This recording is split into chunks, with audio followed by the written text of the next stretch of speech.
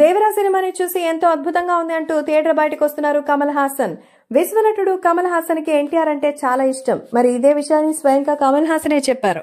నేను ఈ వయసుకు వచ్చాక సగల కళ వల్లవుడు అనే పేరు వచ్చింది, కానీ ఎన్టీఆర్ ఇప్పటికే ఆ పేరు తీసేసుకునేలాగా కనిపిస్తున్నారంటూ చెప్తున్నారు.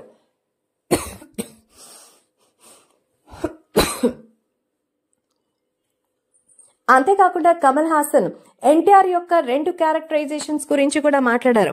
డ్యూయల్ రోల్ చేయడం అంటే అంత ఈజీ కాదని, ఇద్దరులాగా పర్ఫార్మెన్స్ చేయడం అంటే ఆ క్యారెక్టర్ తనని ఎంత కన్విన్స్ చేసిందో అర్థమవుతోందంటూ చెప్తున్నారు కమల్ హాసన్ చెప్పిన దాని ప్రకారం ఎన్టీఆర్ చేసే పర్ఫార్మెన్స్లు కేవలం అలా పర్ఫార్మెన్స్ మాత్రమే ఉండిపోలేదని, అందరినీ సైతం క్వశ్చనరీ లాగే చూడాలంటూ కమల్ హాసన్ అయితే చెప్తున్నారు.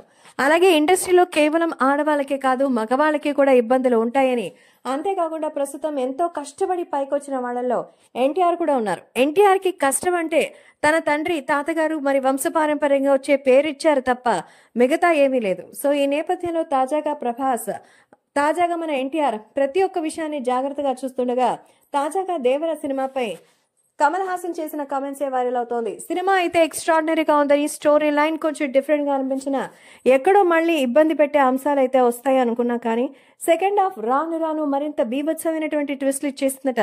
నిజంగానే కట్టప్ప బాహుబలిని ఎందుకు చంపారు అని పెంచే రేంజ్ లో అయితే ఇప్పుడు మరొకసారి అయితే అలాంటిది ఏదో జరుగుతుందని ట్విస్ట్ అయితే ఇస్తున్నారు. అదేంటనేది తెలియాలంటే సినిమా చూడాల్సిందే.